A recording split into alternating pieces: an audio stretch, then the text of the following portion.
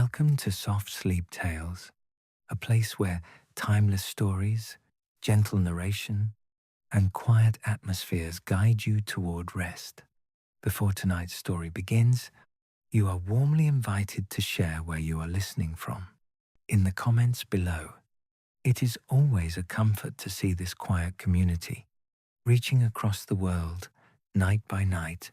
And if these stories bring you a sense of calm, you are welcome to subscribe and join us on these peaceful journeys. Now, take a moment to get comfortable. Settle into your bed or your favorite chair. Gently close your eyes, take a slow, deep breath, and allow the day to soften and fade.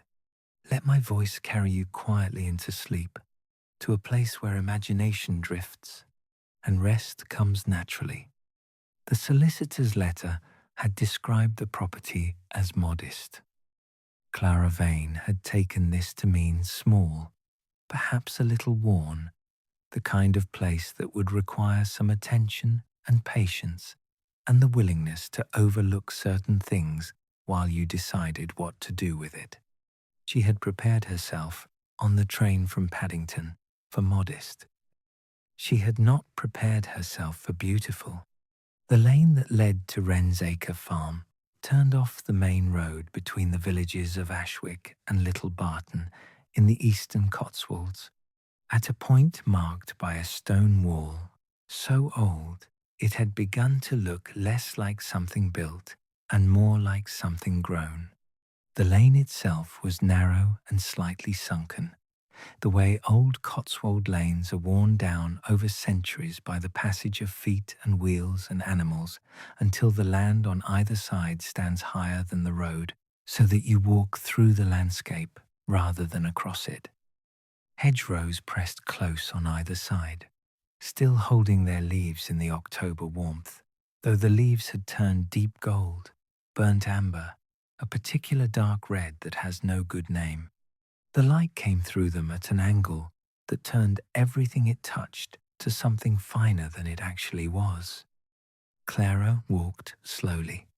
She had left the hired trap at the main road.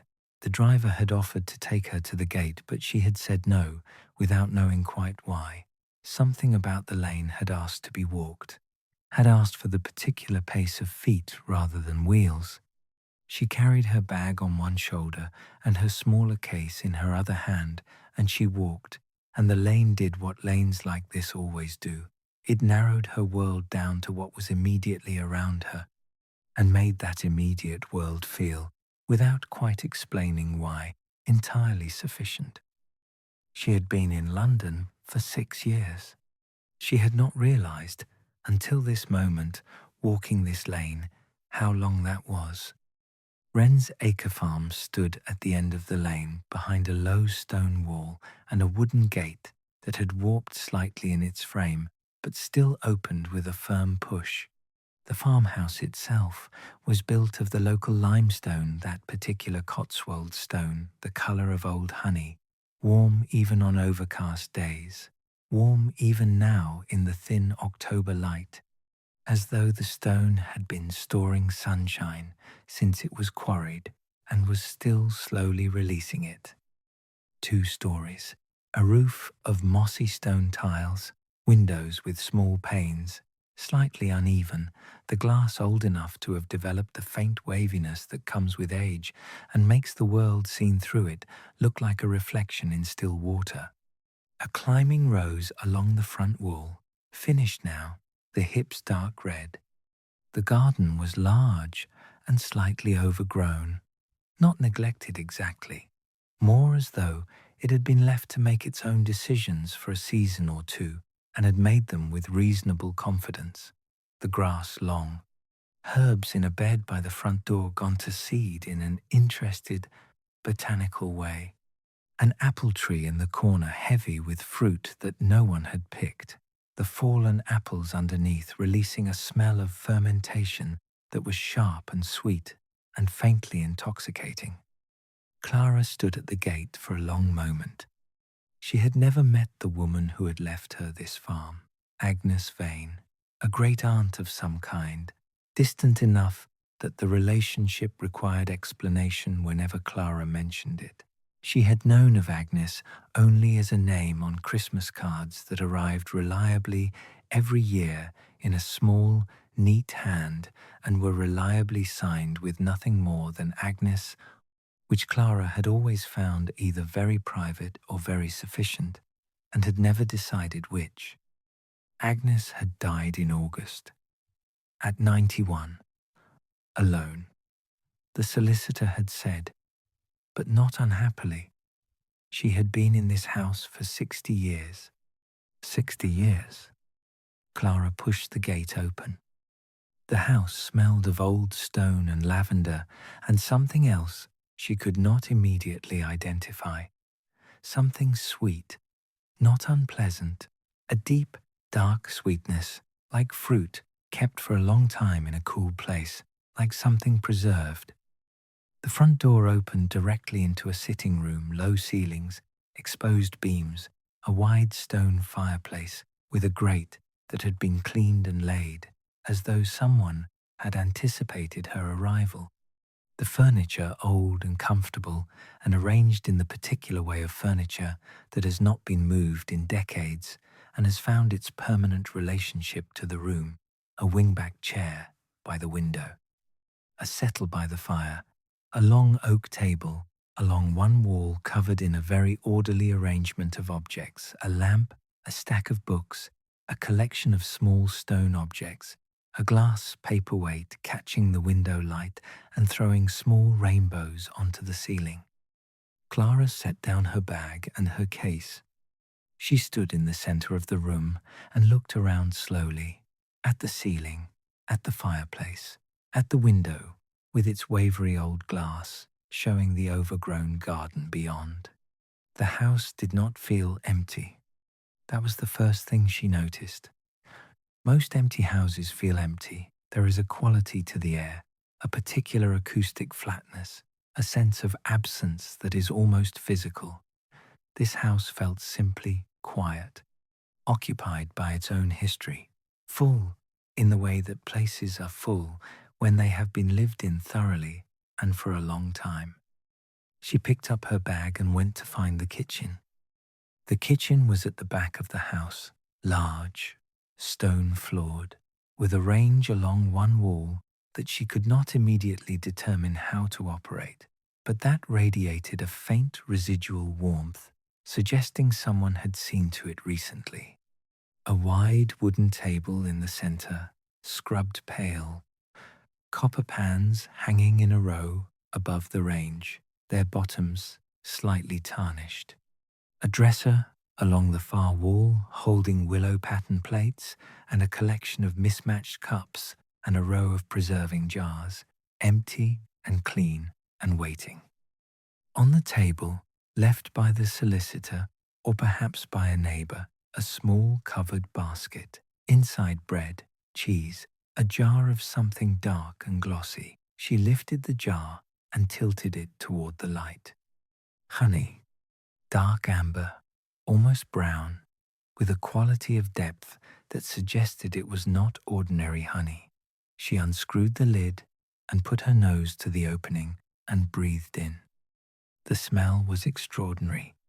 Not sweet exactly, or not only sweet. There was something beneath the sweetness, something green and slightly wild. The smell of a specific place, she thought. The smell of particular flowers, particular soil, a particular season. Not shop honey, which smelled of sweetness in general. This smelled of somewhere. She looked at the label. Small, neat handwriting, the same hand she recognized from the Christmas cards.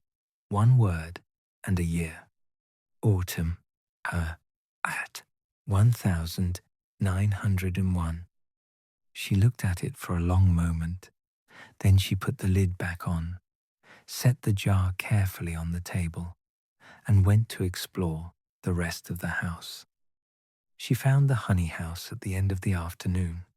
She had spent several hours going through the farmhouse room by room, not inventorying exactly, simply acquainting herself learning the particular logic of a space that someone else had arranged over 60 years, where Agnes had kept the extra blankets, where the candles were stored, which drawer held the string, and which held the keys. There were keys everywhere, on hooks, in drawers, on a large iron ring hung by the back door. Most were labelled in the same small, neat hand: cellar, tool store, gate, garden room. One was labelled simply the house, as though Agnes had wanted to be precise about which key was for what. One was not labelled at all. It was old, older than the others, the iron slightly pitted, the bow of it worn smooth. Clara turned it over in her hands and then hung it back on the ring with the others and went out into the garden. The afternoon light was going, that particular October quality of light that drains from the sky, not gradually, but in distinct stages: full light, then amber, then the sudden grey of dusk, arriving like a decision. She walked along the garden path, which wound between the overgrown beds toward the back wall, the smell of the fallen apples still in the air, a robin somewhere in the hedge, making its small evening sound. The path ended at a low stone building she had not seen from the house, set against the back wall of the garden, almost entirely covered in ivy that had turned now to a deep, bruised crimson. A small building, one story, a single, small window, a wooden door, dark with age, with an iron handle and a keyhole of the same old iron as the unlabelled key. Clara tried the door. Locked. She stood before it in the failing light and looked at the ivy and the small window and the old dark wood of the door. The sweet smell was stronger here, unmistakably. That deep, dark sweetness she had noticed when she first entered the house here, it was its source, coming through the door, through the ivy, through the old stone itself. She pressed her hand flat against the wood. The wood was faintly warm, warmer than it should have been in October, warmer than stone or wood had any reason to be at the end of an autumn afternoon. She stood with her hand against the door for a moment, then she took it away. She went inside to find the unlabelled key. The key fit. Of course it did. The lock turned smoothly and without resistance, as though it had been oiled recently, as though it had been expecting to be opened. The door swung inward on hinges that made no sound. Clara stood in the doorway. The honey house was a single room, perhaps 15 feet by 12, stone-floored, stone-walled, with the low ceiling of old Cotswold farm buildings built for practical purposes, built without ceremony, built to last. The small window admitted the last of the afternoon light at a low angle, falling across the interior in a strip of amber grey. Along one wall, floor to ceiling, wooden shelving. And on the shelves, jars. Hundreds of them, all the same size, preserving jars with metal lids, the kind used for jam and fruit and anything meant to be kept. Each one filled with honey.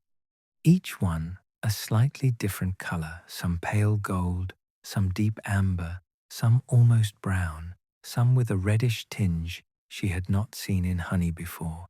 Each one labelled in the same small, neat hand. She stepped inside. She walked to the nearest shelf and looked at the labels. Spring, 1902. Summer, 1902. Autumn, in 1902. Winter, past, 1902. She moved along the shelf. Spring, 1901. Summer, 1901. Autumn, 1901. The same jar as the one on the kitchen table. She moved to the next shelf. 1899, 1898, 1897. She stepped back and looked at the shelving as a whole, floor to ceiling, wall to wall, every jar labeled with a season and a year, moving backward in careful sequence from the front of the room toward the back. She walked to the far end of the shelving, to the oldest jars, the ones at the back, in the deepest shadow. She lifted one carefully. The glass was old, the lid slightly rusted at the edges. The honey inside had darkened to something near black.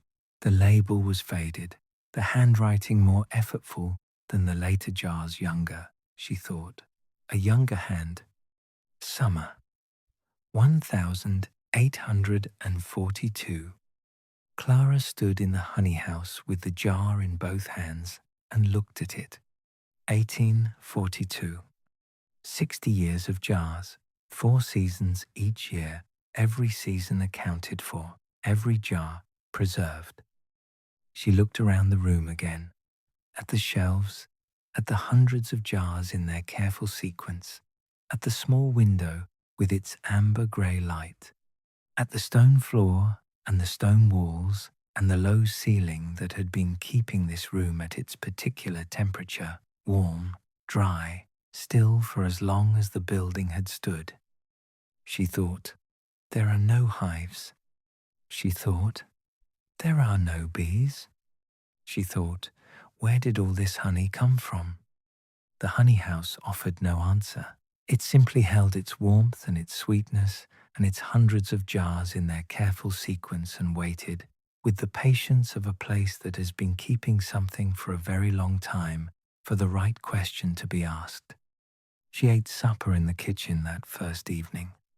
Bread and cheese and a small amount of the honey from the kitchen jar, the one labelled Autumn 1901 spread on the bread with a knife she found in the dresser drawer. She ate at the wide, pale table with the range ticking beside her and the copper pans catching the lamplight and the darkness pressing gently at the window. The honey was remarkable. She had thought so when she smelled it. Tasting it confirmed it. There was a complexity to it that she had not encountered in honey before. Not just sweet, layered, something floral beneath the sweetness, and beneath the floral something greener, earthier, the taste of a specific landscape in a specific season. Autumn, the label said, and autumn was what it tasted of, not the word, not the idea, but the actual thing, the actual October of 1901, distilled into something that could be kept and opened and tasted 60 years later. She sat for a long time after she had finished eating, with the lamp and the range and the quiet house around her, thinking about the honey house, about the jars in their sequence, about 60 years of seasons, each one preserved, about the woman who had spent 60 years in this house, alone, making 4 jars of honey every year and labeling them and adding them to the shelf in their careful order. Without hives, without bees. She had not yet looked for an explanation. She found, somewhat to her own surprise, that she was not in a hurry to find one. The question was interesting. The question was, in fact, the most interesting thing that had happened to her in some time. She wanted to keep it for a while, to carry it around and look at it from different angles before she began to look for answers. She washed her plate and her cup. She banked the range as best she could manage. She took the lamp and went upstairs.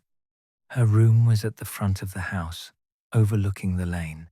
The bed was made up with old linen that smelled of lavender and cedar.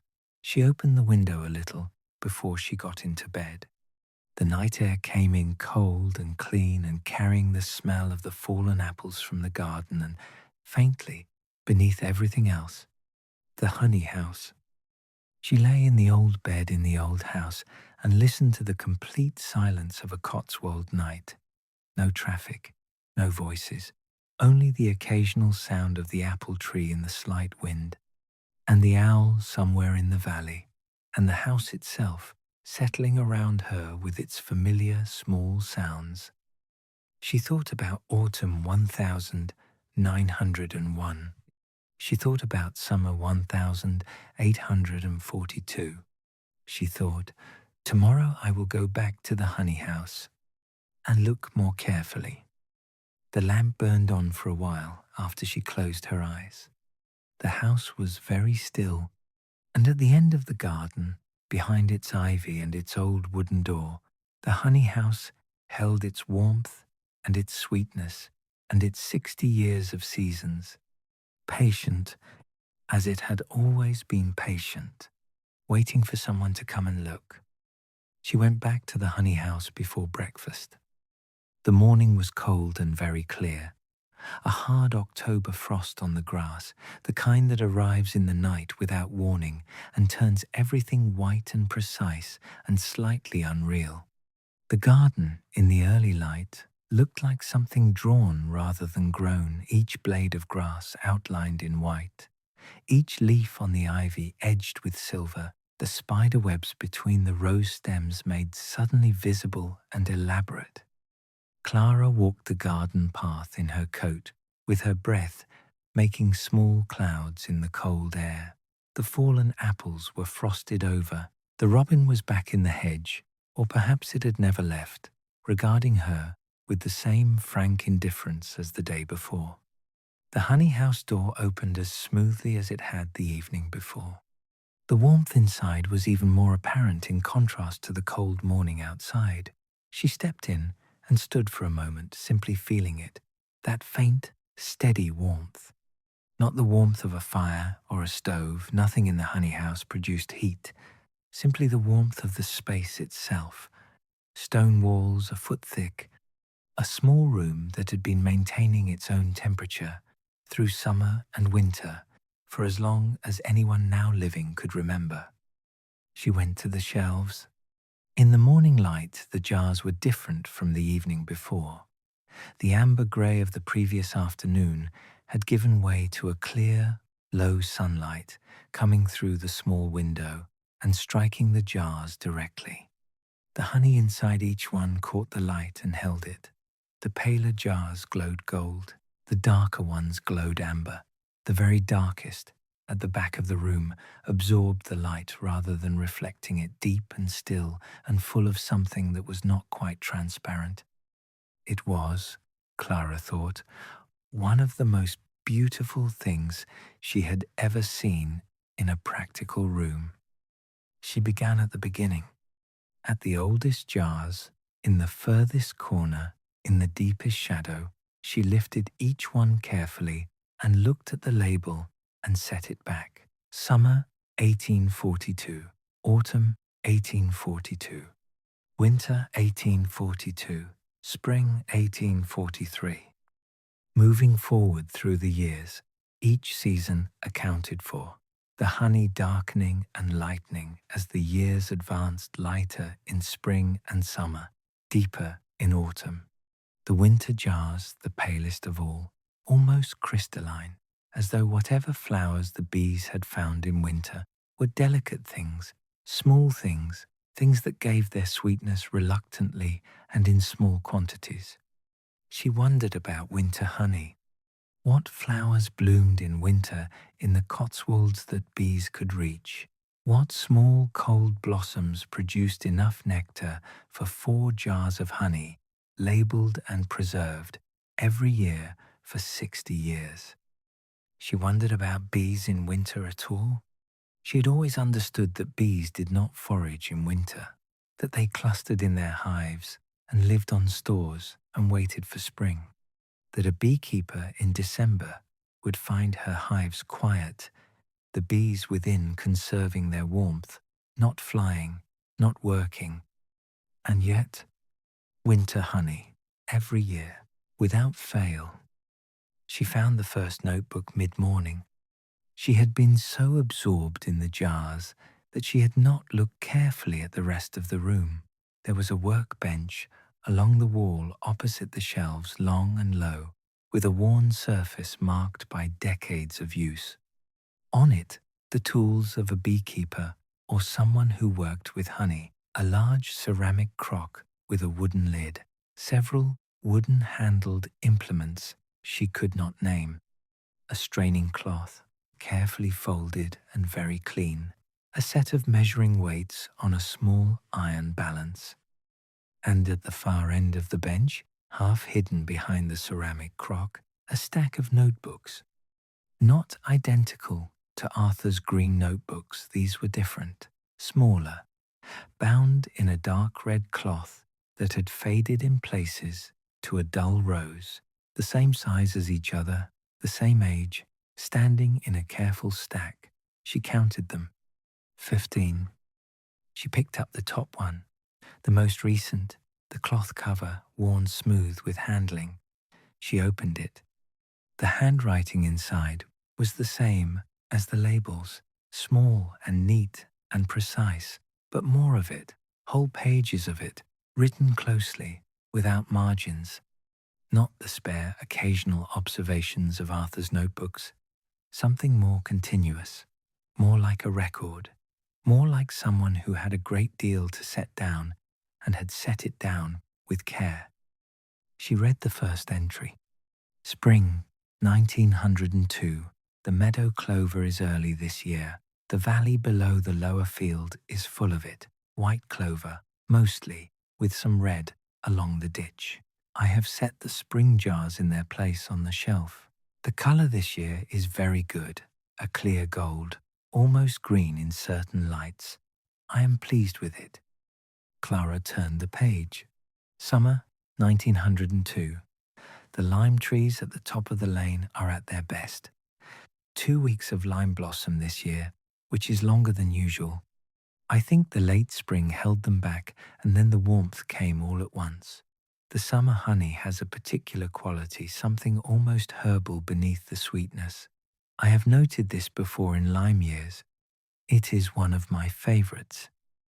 She turned more pages, reading forward, the entries following the seasons: spring, summer, autumn, winter, each one describing the honey of that season in precise detail. The color, the smell, the taste, the flowers she believed were responsible. But never, in any entry, any mention of hives.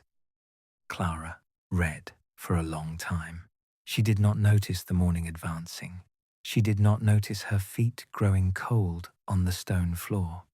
She sat on the edge of the workbench with the notebook open in her hands and read Agnes Vane's account of 60 years of seasons in a Cotswold valley, as recorded through the honey that each season produced. And in none of it, not once, was there any mention of how the honey was made. She took the notebooks inside at noon, all 15 of them, carried in 2 armfuls to the kitchen table, where she set them out in order and stood looking at them. The earliest at one end, the handwriting in the first notebook younger, slightly less formed, Agnes beginning something, recording something, at the start of her 60 years in this house. The most recent at the other end, the handwriting smaller and more careful, the hand of a woman in her 80s who wrote slowly but with total precision. Clara made tea. She sat at the table. She opened the first notebook. Autumn, 1842, my first autumn here. The house is strange to me still. I have not yet learned its sounds. The honey house is at the end of the garden. I found it on my 3rd day. The door was unlocked. Inside, 6 jars on the shelves, all labelled, all older than my time here. I do not know who put them there. I have decided to continue. Clara set the cup down. She read the entry again. 6 jars already there when Agnes arrived, older than Agnes's time. Agnes had not started the collection. She had found it and continued it, had spent 60 years adding to something that had already been here when she came. She looked at the oldest jars in her mind. Summer 1842, the first of Agnes's. And before that, how far back did the jars go before Agnes's time? She had not looked at the very oldest ones carefully, had not thought to. She stood up. She went back to the honey house. The oldest jars were at the very back of the deepest shelf. She had to reach behind Agnes's jars to find them. The glass was different, thicker, slightly greenish, the kind of glass that belonged to an earlier century. The lids, not the modern preserving lids of Agnes's jars, but something older, wax-sealed, the wax dried now to a hard, dark crust. She lifted one very carefully, the wax seal intact, the honey inside, visible through the thick old glass, very dark, almost opaque with age. The label, written on a small piece of paper, tied to the jar with a piece of ribbon so old it had almost entirely disintegrated. The ink faded to the faintest brown. She tilted the jar toward the light and read, Summer, 1798. Clara stood very still. 1798. More than 100 years before Agnes arrived, more than 100 years before Agnes found 6 jars already on the shelf. Someone had been here before Agnes, had kept the same record, had made the same honey and labelled it and preserved it in the same careful way, and had left it for Agnes to find. As Agnes, in her turn, had left 60 years of her own work for Clara to find. She looked along the back of the shelf. More old jars, all wax-sealed, all with their faded ribbon labels. She did not count them. She did not look at all the dates. She simply stood in the honey house with the jar from 1798 in her hands and understood, quietly and without drama, that this was not Agnes's project. This was much older than Agnes. This had been here before Agnes. And before whoever was here before Agnes, someone had started this a very long time ago, and the house had passed from person to person, and the honey house had passed with it, and each person had found the jars and continued, had kept the record, had added their seasons to the shelf, had left it for the next person to find. Clara set the jar back very carefully, in exactly the place she had found it. She went back to Agnes's notebooks. She read through the afternoon. The notebooks did not explain the honey. She had begun to understand that they would not. Agnes had not explained it either, had not tried to, had not seemed to feel that explanation was required. The notebooks recorded the honey the way you record the weather or the seasons, as a fact of the place, a feature of the landscape, something that happened here as a matter of course. What the notebooks did contain was Agnes herself. Not directly.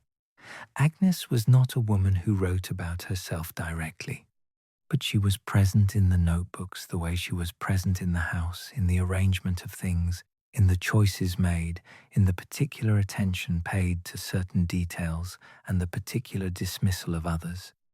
She wrote about the valley in all its seasons, the Cotswold landscape as it changed through the year, the snowdrops in the lane in February, the cow parsley in May, the hay cut in the upper field in July, the slowberries in September, the frost on the stone walls in December, the ordinary, extraordinary cycle of a rural English year, recorded with the attention of someone who found it genuinely inexhaustible.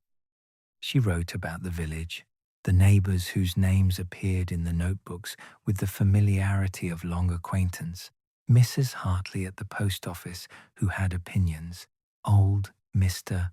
Peel whose dog came through the garden every Thursday without fail, the family at the farm at the top of the lane whose children she watched grow from small determined people into large determined people over the decades. She wrote about the honey, always about the honey, each entry circling back to it, describing it, comparing it to previous years, noting when a season had produced something unusual, a particularly complex autumn, a spring with an unexpected note of something she could not identify, treating it with the seriousness of someone who understood that what she was doing mattered, that the record mattered, that each jar added to the shelf was part of something larger than herself. Clara sat at the kitchen table as the afternoon light faded, the notebooks in their row before her, the range ticking, the lamp lit. Outside, the October dusk settling over the garden and the valley and the lane and the stone walls and the honey house at the end of everything, with its ivy gone crimson and its door closed and its warmth inside.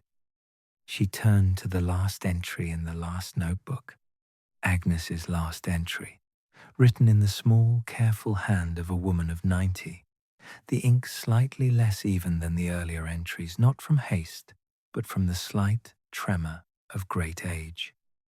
Summer 1902. My last summer, honey. The lime trees again, they were very good this year. I have set the jar on the shelf in its place. Everything is in order.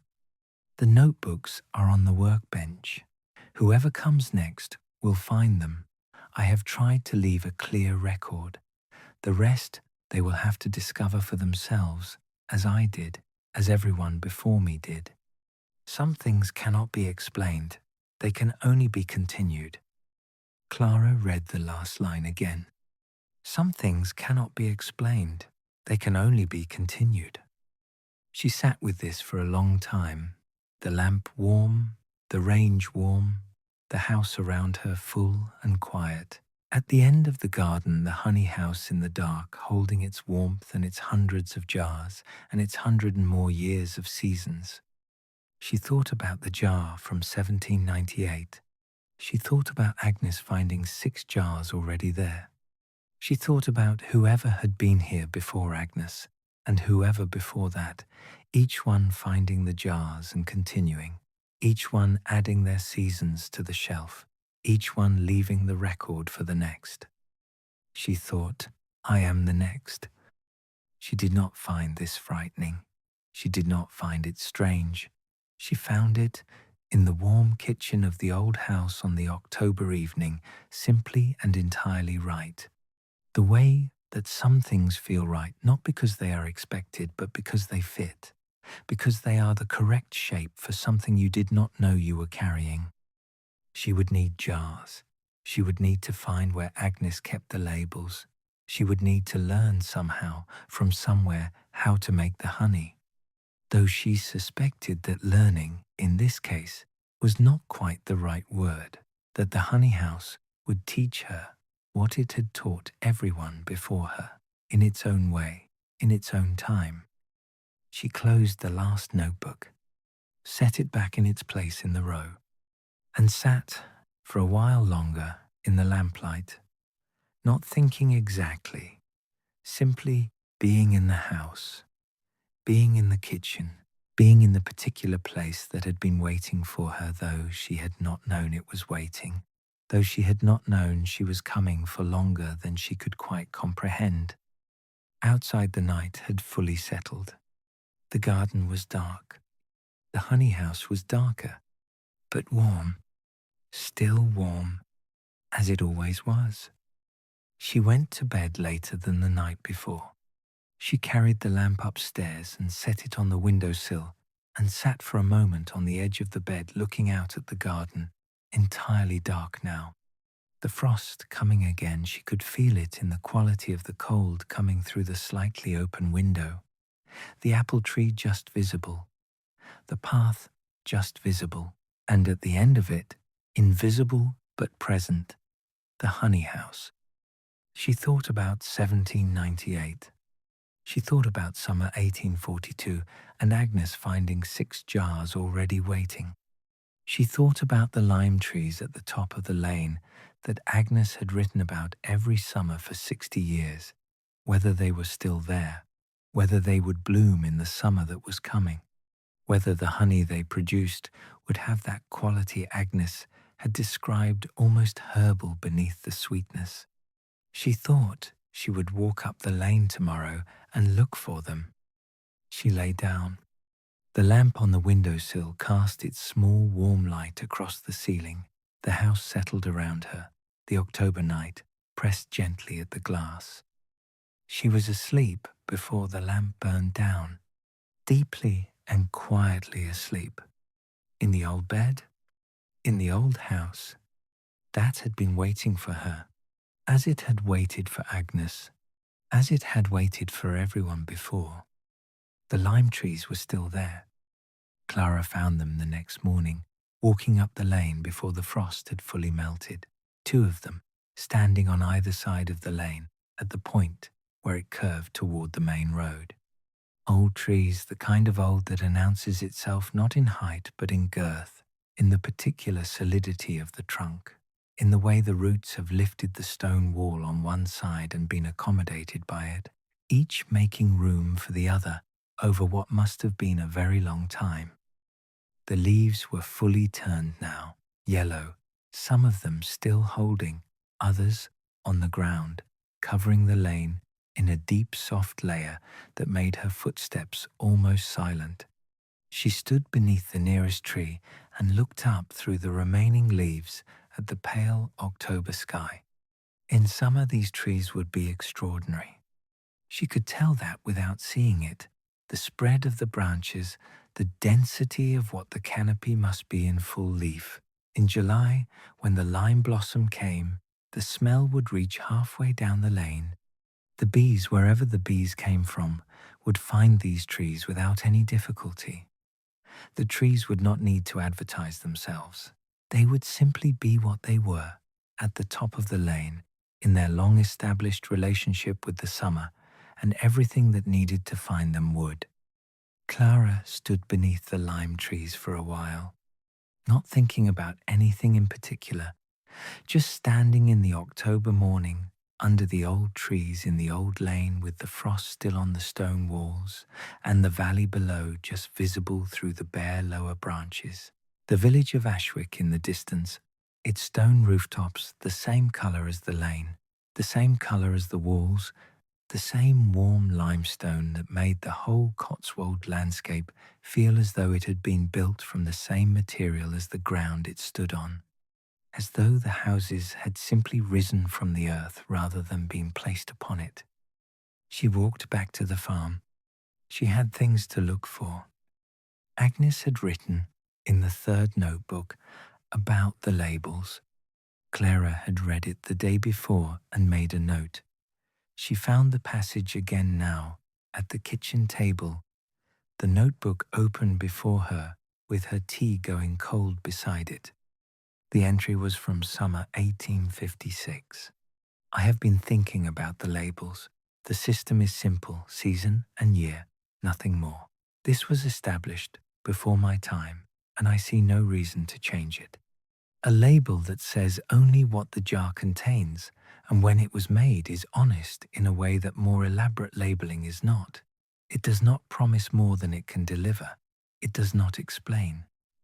It simply says, this is what this is, and this is when it was. Everything else, the jar itself, will tell you if you open it.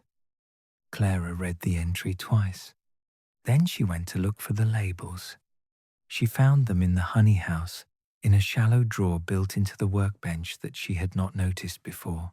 A stack of small paper labels, blank, the same size and shape as all the labels on all the jars.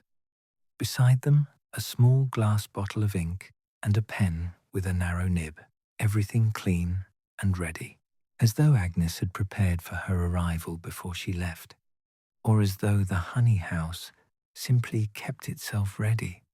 Clara was beginning to understand that both of these things might be true simultaneously. She took a blank label and held it. The paper was slightly thicker than ordinary writing paper. It had a quality. She rubbed it between her fingers, a slight texture, like something handmade.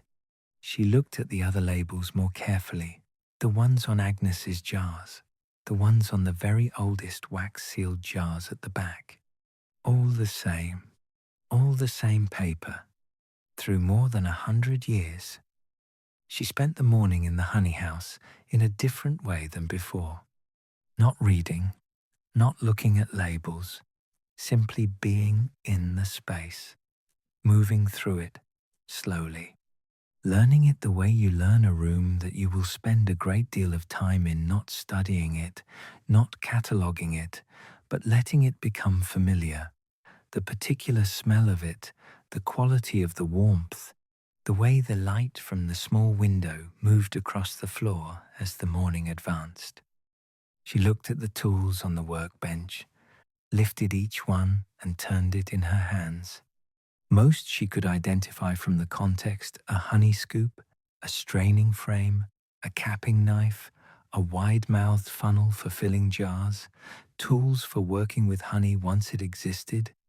Not tools for keeping bees, not a smoker, not a hive tool, not a frame lifter, nothing that belonged to the active management of hives.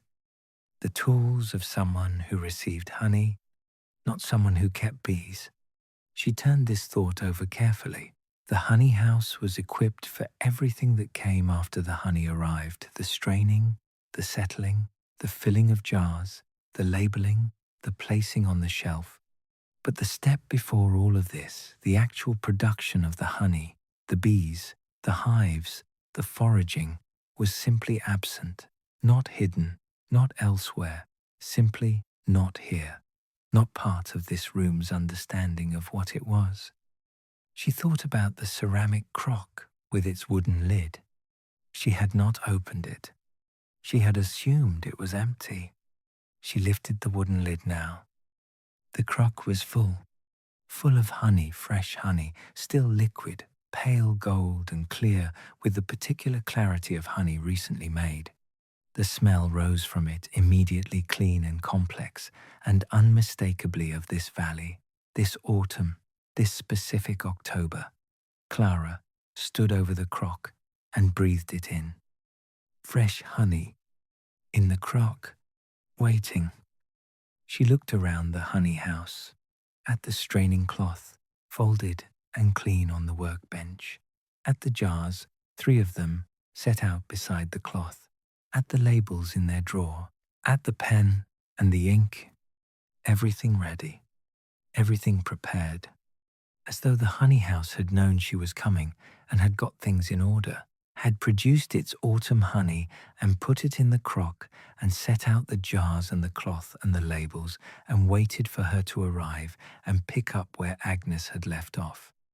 Clara stood in the honey house with the lid of the crock in her hands and felt, moving through her quietly and without ceremony, something she did not immediately name, not surprise, not awe exactly, something quieter than both, something that felt like recognition. The feeling of a person who has arrived somewhere they were always going to arrive, who simply did not know it until now. She strained the honey that afternoon. She did not know precisely how to do it, but the tools were obvious in their purpose, and the process was not complicated, and she found that her hands understood what to do in the way that hands sometimes do when they are given the right tools and the right material and simply allowed to work. She stretched the straining cloth over the wide-mouthed funnel. She ladled the honey from the crock slowly, letting it fall through the cloth in a long, amber thread, clear and steady. The cloth caught the wax and the small particles of debris. What passed through was pure clear and gold and slightly warm from the crock. She filled the 3 jars. They were exactly the right size for the amount of honey in the crock. Not coincidentally, she understood that now. The crock had held exactly what 3 jars required, no more, no less. She cleaned the funnel and the cloth and set them to dry. She wiped the outside of each jar. She took a label from the drawer and dipped the pen in the ink. She wrote, Autumn 1902, 3 times, 1 label for each jar, the ink drying quickly in the warm, dry air of the honey house. She pressed each label to its jar carefully, smoothing it with her thumb. Then she carried the jars to the shelf. She found the gap immediately. 3 spaces left at the end of Agnes's jars. Exactly 3, waiting for exactly these. She set the jars in their places. Autumn 1902, in their spaces, in their sequence, after 60 years of Agnes and before however many years of Clara. She stepped back and looked at the shelf. The row of jars continued now, unbroken, from 1842 to 1902, 104 seasons, 416 jars. Each one its own small amber world, its own distillation of a particular moment in this particular valley. And at the end, 3 new ones. Hers. That evening she went through the honey house more carefully than she had before. Not looking for the explanation, she had stopped looking for the explanation. She understood now, or had accepted, that the explanation was not something the honey house contained. It was not in the notebooks. It was not in the tools. It was not written anywhere in the small neat hand of Agnes, or the faded ribbon-tied labels of whoever came before. Some things cannot be explained. They can only be continued. She was looking for something else. She was not entirely certain what, but she had the feeling, the quiet, unhurried feeling that had been her companion since arriving at Wren's Acre farm, that there was something she had not yet found. Something the honey house was still holding, not hidden, not locked away, simply waiting for the right moment of attention. She looked along the shelves again, all the jars, all the labels, and then she saw it. Not on the shelves, on the wall behind the shelves, partially obscured by the older jars at the far end, the wax-sealed ones, the ones from before Agnes. She would not have seen it without moving those jars aside. She did so carefully, one by one, setting them on the workbench, and revealed, on the wall behind them, cut directly into the limestone with some sharp instrument, a series of marks. Not words, not quite. Marks. Small vertical lines in groups of 4, with a diagonal through each group, the counting marks of someone keeping a tally. Column after column of them, running along the wall at shoulder height, covering perhaps 3 feet of stone. Clara ran her finger along them, counting. She counted for a long time, moving along the wall carefully, not losing her place. The marks were old, not all equally old, some very faint, nearly invisible, worn almost smooth by the years. Others clearer, more recently cut. Agnes's, perhaps, the most recent ones. She finished counting. She stood back and looked at the number she had reached. She had counted marks going back further than the oldest jars on the shelf, further than 1798, further, perhaps, than she could easily imagine. The wall did not say when the first mark was made. The wall simply recorded that something had been counted here, season by season, for a very long time. She looked at the most recent marks, the last group, Agnes's last, 4 neat vertical lines and a diagonal. 1 season, 1 more added to the count. She looked at the space beside them. Room for more. The wall, like the shelf, had been left with space. Clara found a small iron nail on the workbench. She pressed its point against the limestone beside Agnes's last mark. The stone was harder than she expected. She pressed harder. The nail caught and dragged, leaving a thin white line. 1 mark. Her first. Autumn 1902. She stood back and looked at it.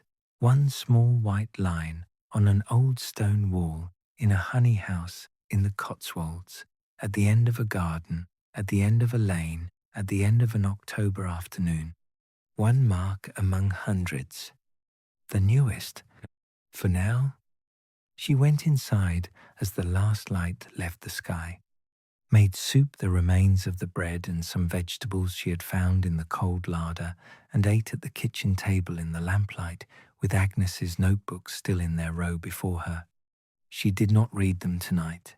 She simply looked at them, at the row of dark red covers, at the careful order of them, at the fact of them 15 notebooks, 60 years, one woman's record of a life and a valley and a honey house and a mystery she had lived with completely and had apparently found entirely sufficient. Clara thought about sufficiency, about what it meant to live with a question you could not answer and find that the question itself was enough, more than enough, that the not knowing was not a gap but a presence, not an absence but a kind of company. She thought about the marks on the wall, about the people who had made them, one by one, season by season, further back than anyone now living could remember. People who had sat in this kitchen and looked at these walls and gone out each morning to the honey house at the end of the garden and continued, simply continued, without explanation, without requiring one. She thought, I will stay. The thought arrived without drama, without the weight of a decision, simply as a fact, in the way that facts arrive when they have been true for some time before you notice them. She had been going to stay in Wren's Acre farm for a few weeks, to sort out the estate, to decide what to do with the property, to be practical and efficient about the whole thing, and return to London with everything in order. She was not going to do that. She was going to stay. She was going to learn the valley. She was going to learn the seasons. She was going to open the notebooks when winter came and read them from the beginning, all 15 of them, slowly, at the pace Agnes had written them. She was going to walk to the lime trees in July and smell the blossom and understand from the inside what Agnes had meant about lime years. She was going to add her marks to the wall. She was going to add her jars to the shelf. She was going to write her own notebooks and leave them on the workbench for whoever came after her. She did not know how the honey was made. She thought that the honey house would show her, in its own way, in its own time. She washed up and banked the range and took her lamp upstairs. The bedroom window showed the garden in full dark, the frost already forming. She could see the grass beginning to silver in the lamplight from the window, the apple tree still, the path invisible. The honey house at the end of everything, just barely there, a slightly darker shape against the dark, the ivy catching just enough of the lamplight to be visible as a texture rather than a form. She opened the window a little. The cold air came in, and with it, faint but present, the sweetness of the honey house, not the sharp sweetness of the autumn jar she had opened, something deeper, something that had been accumulating in those walls for longer than she could count, the distilled sweetness of 100 seasons, of summer after summer of lime blossom and meadow clover and wild flowers in the valley below, of autumn after autumn, of ivy and late heather and the last flowers of a slowly cooling year, of winter, whatever winter produced. She would find out. She got into bed. She lay in the dark with the slight movement of the cold air from the window and the smell of the honey house and the valley below and the October night pressing its frost gently against everything. She thought about her first mark on the wall, one thin white line beside Agnes's last, the beginning of something, or rather the continuation of something, which was, she was beginning to understand, a different thing entirely. Beginning suggested a point of origin, a clear starting place, a before and after. Continuation was different. Continuation meant that what you were doing had always been happening and would go on happening after you, that you were simply the current expression of something much longer than yourself. That was, she thought, an extraordinary thing to be. a quiet thing, a good thing. She closed her eyes. The house settled, the frost settled, the valley settled into its October night, and at the end of the garden the honey house held its warmth and its sweetness, and its 100 seasons of amber jars on their shelves, and its marks on the wall, and its new mark, the newest, the most recent, barely dry. One thin white line, patient as everything else here, patient as the honey, patient as the stone. Winter came to the Cotswolds slowly, not all at once, the way winter sometimes arrives in cities, a sudden drop, a hard frost, a morning when the world has changed overnight and there is no going back, but gradually, in stages.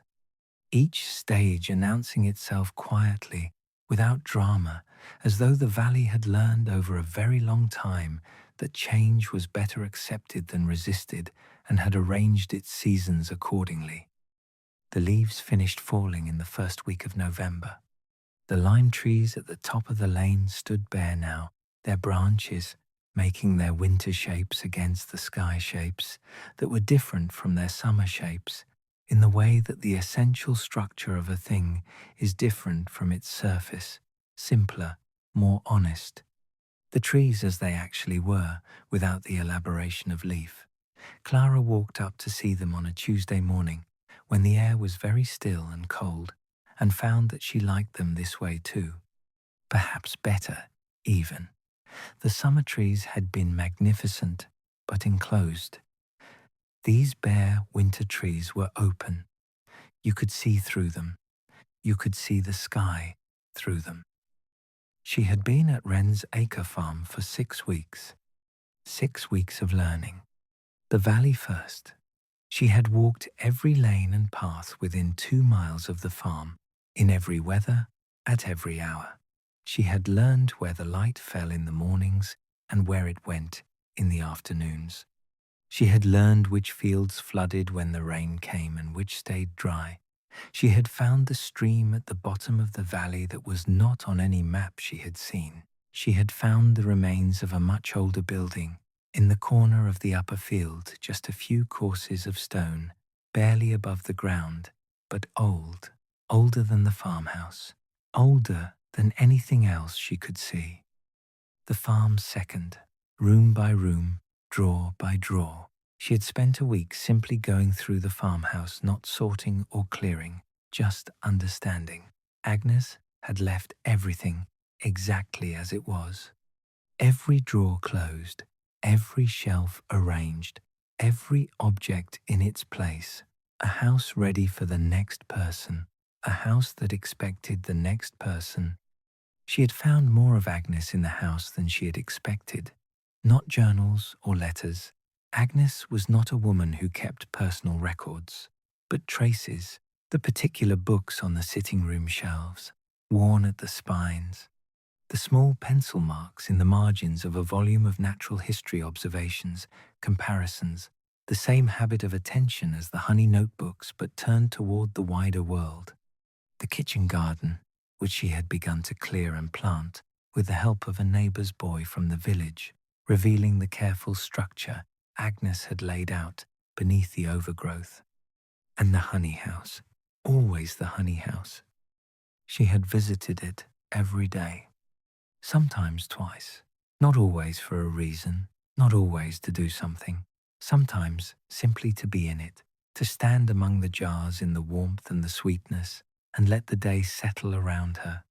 She had found that the honey house had a particular effect on her thinking, not that it made her think more clearly, exactly, but that it made her think differently, more slowly, more patiently, as though the accumulated calm of the place transmitted itself to whoever stood in it, as though 100 years of unhurried, seasonal work had soaked into the stone and could be absorbed simply by being present.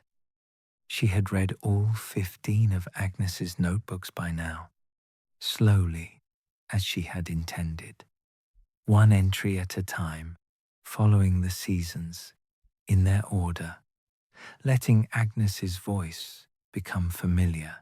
It had over the weeks, become very familiar. She recognized Agnes's turns of phrase, her particular enthusiasms, her recurring preoccupations, the lime trees, always, the behavior of the light in October, her complicated but affectionate relationship with Mrs. Hartley at the post office, the way she described each new jar of honey as though it were a small event worth commemorating. She had found, in the 10th notebook, a passage she had returned to several times. Written in the autumn of 1891, I have been thinking about the wall, about the marks. I counted them again this morning, not because I had forgotten the number, but because the counting itself is satisfying. There is something in the act of counting that makes the counted thing more real, more present. Each mark is a season. Each season is a set of flowers and a quality of light and a particular weather and a jar of honey that is like no other jar of honey that was ever made, because no two seasons are exactly alike, and the honey knows this even when we do not. I think the person who first made these marks understood something I am still learning, that the keeping of a record is not about the information it contains. It is about the commitment it represents, the decision made again and again to pay attention, to show up, to notice, to say, this happened and I was here and it mattered. Clara had read this passage so many times she could recite parts of it. She thought about it often, about the commitment it represents, about showing up, about the decision made again and again. She had added 3 more marks to the wall since her first. Winter was coming. She was waiting to see what winter would bring. The crock was full again on the 1st of December. She had checked it every morning since filling the autumn jars. Each morning it had been empty, clean and dry, and waiting. And then, on the 1st of December, she had lifted the lid and found it full. Winter honey. Paler than the autumn, much paler. Almost white in the early morning light, with a slight crystalline quality at the edges where it touched the crock. The smell was different too, lighter, cleaner. Something cold in it, not unpleasant.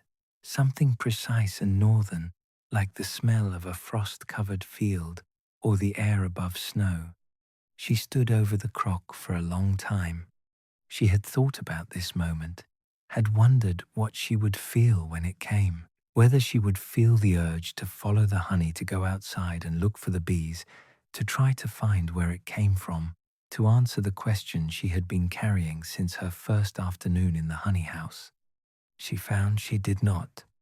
The urge was simply not there. In its place was something else entirely. Something that felt like the quiet satisfaction of a person who has been waiting for the right season and has now found it. Not the answer, not the explanation, the season, the honey, the next thing to do. She strained it that morning, working slowly and carefully, the way she had worked in October, the cloth stretched over the funnel, the honey falling through in its long thread, paler now, almost translucent, catching the December light from the small window and turning it into something very fine. 3 jars, as before, exactly the right amount. She filled them. She wiped them clean. She took the pen and the ink from the drawer. She wrote, Winter. 1902. 3 times, 1 label for each jar, the ink very black against the white paper, the words very simple, everything the jar contained and when it was made, nothing more, nothing less. She pressed the labels to the jars. She carried them to the shelf. She found the spaces, 3 more, waiting, beside the autumn jars she had placed in October. She set them in their places. The row extended again. 1 more season. 1 more step forward in the sequence that had been advancing, season by season, for longer than anyone now knew. She stood back and looked at the shelf. All of it, from the oldest wax-sealed jars in the far corner to these 3 new ones at the near end.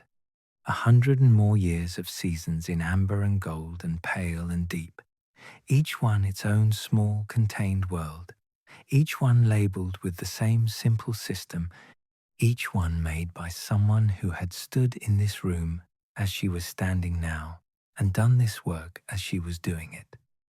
The honey house was very quiet, the warmth very steady, the smell extraordinary all the seasons together, the accumulated sweetness of summer after summer and autumn after autumn, and the clean, cold precision of winter, all of it present at once, all of it held in the stone and the wood and the air of this small room at the end of a garden in the Cotswolds. Clara added 4 more marks to the wall. Then she stood back and looked at them. Her marks beside Agnes's, the continuation visible, the line unbroken. She thought about the person who had made the first mark, whoever they were, whenever they had stood here for the first time, as she had stood here for the first time, and found the jars already waiting, and understood that they were the next, and had cut the first line into the limestone and begun. She did not know who that was. She thought she would not know. She thought this was all right. Christmas came and went quietly. Clara spent it at the farm. She had been invited to the village Mrs. Hartley's granddaughter, who had been the most consistent and practical of the neighbours in the week since Clara arrived, had asked her with the genuine warmth of someone who meant it. Clara had declined with equal genuineness. She wanted to spend Christmas at the farm, in the farmhouse, in her kitchen, with her range and her copper pans and Agnes's willow pattern plates. She cooked a good meal. She ate it at the kitchen table. She opened a jar of the summer honey, summer 1902, Agnes's last summer, and had it with bread in the afternoon. The lime blossom quality was there exactly as Agnes had described, almost herbal beneath the sweetness. One of my favourites, Agnes had written. Clara found it was one of hers too. In the afternoon she walked in the valley. The day cold and very still. No wind. The sky a flat, pale grey that turned the whole landscape silver and soft. The stream at the bottom of the valley running quietly over its stones. The fields empty.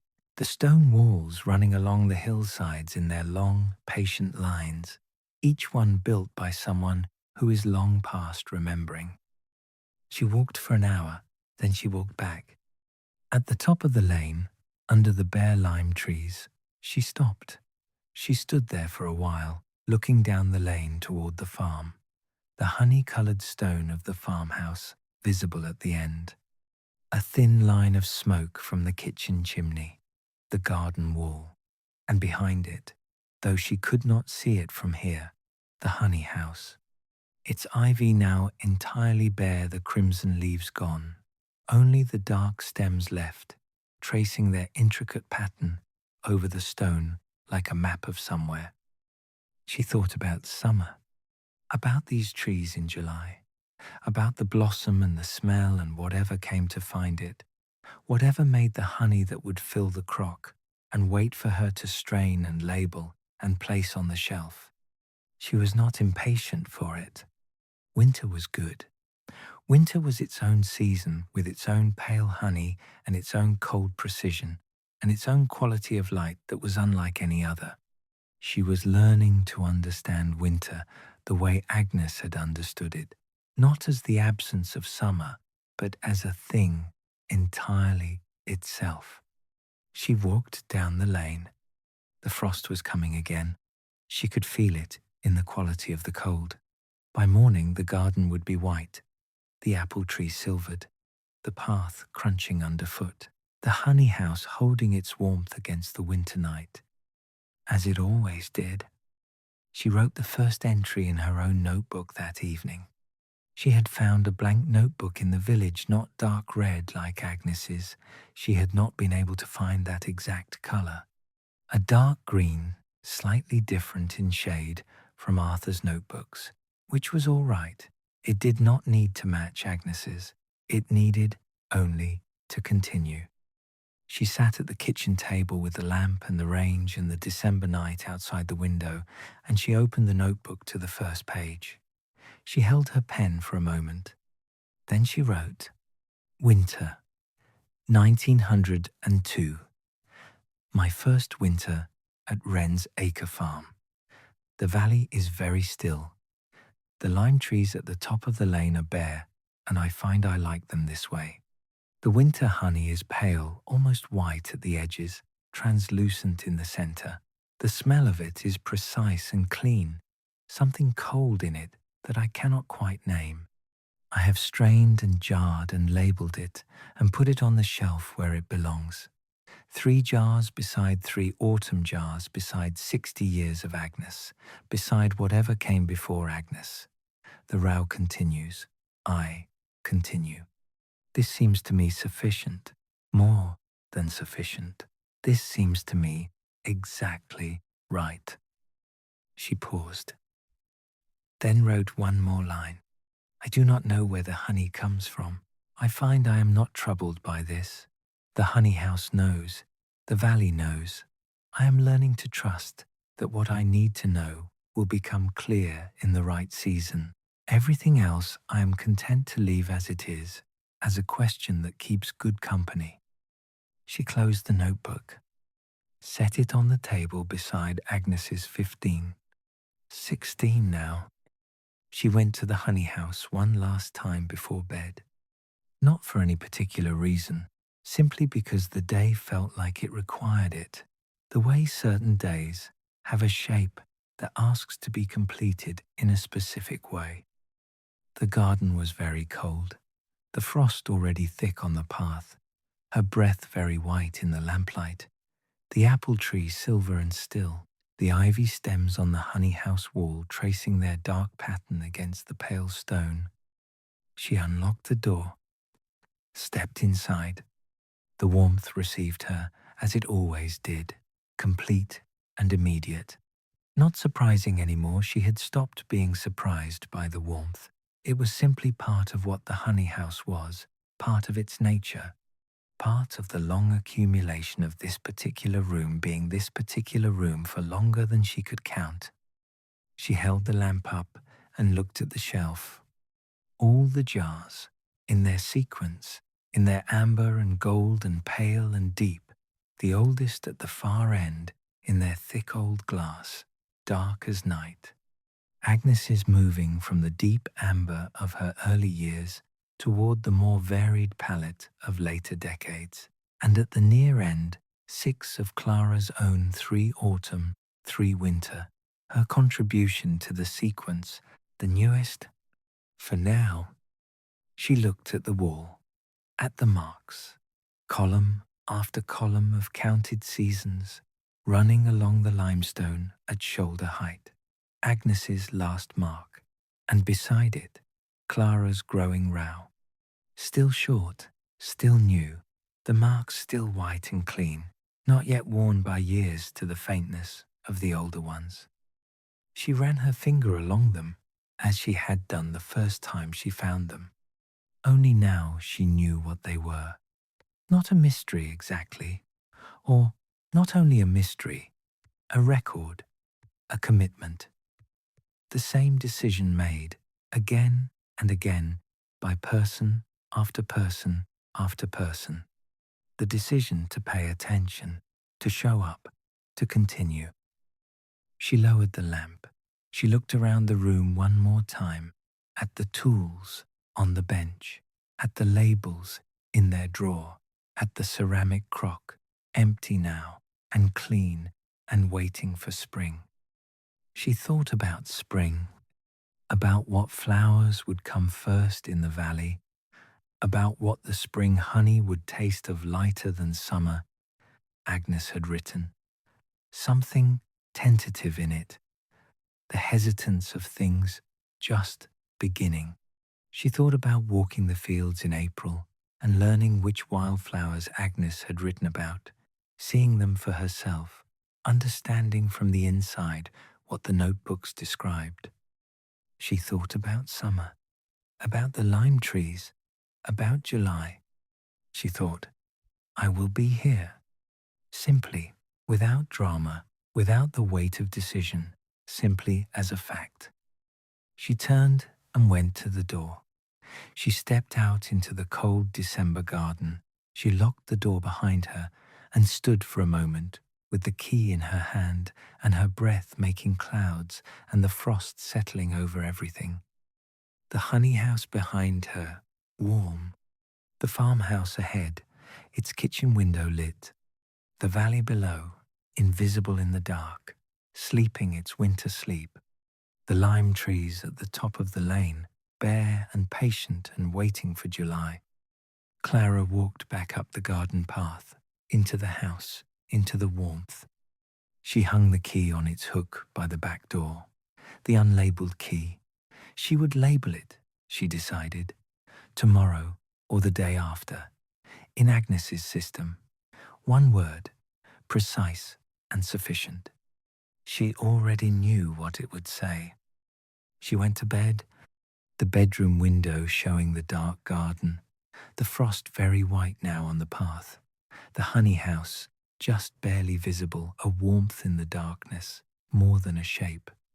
As though the building itself gave off a faint light, as though 100 and more years of summer honey had stored something in the stone that even December could not entirely suppress.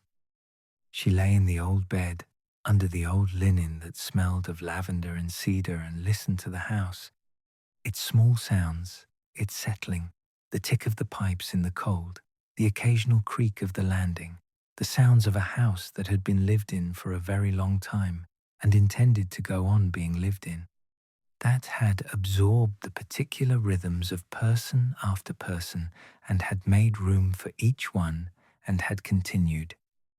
She thought about the notebook on the kitchen table, her notebook, the first entry, winter 1902. She thought about the entries that would come after it, spring, summer, autumn, the seasons of Wren's Acre farm moving forward through the years, recorded in her hand, adding themselves to what Agnes had left. And before Agnes, what came before Agnes. And before that, a very long conversation. She was the current voice in it.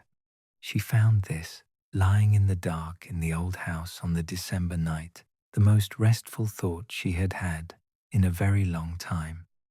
Not because it was comfortable, not because it was easy, but because it was true. And true things, she had found, were restful in a way that comfortable things were not always. They asked something of you. They placed you somewhere specific. They said, this is where you are. This is what you are doing. This is enough. Outside the frost deepened. The valley slept. The lime trees waited at the top of the lane. And in the honey house at the end of the garden, in its warmth and its sweetness and its long accumulated patience, the jars stood on their shelves in their amber sequence. All of them, from the oldest to the newest, from the darkest to the palest, each one its own season, each one its own small world, each one made by someone who had stood in that room and continued, as the person before them had continued, as the person before that, back and back and back through the seasons, through the lime tree summers and the frost winters and the tentative springs and the deep amber autumns, through all of it, patient, present, sweet. Clara slept deeply, quietly, in the old house, in the old valley, under the December stars, and the honey house held its warmth, as it always had, as it would, through the winter and the spring that would follow, and the summer after that, and all the seasons yet to come.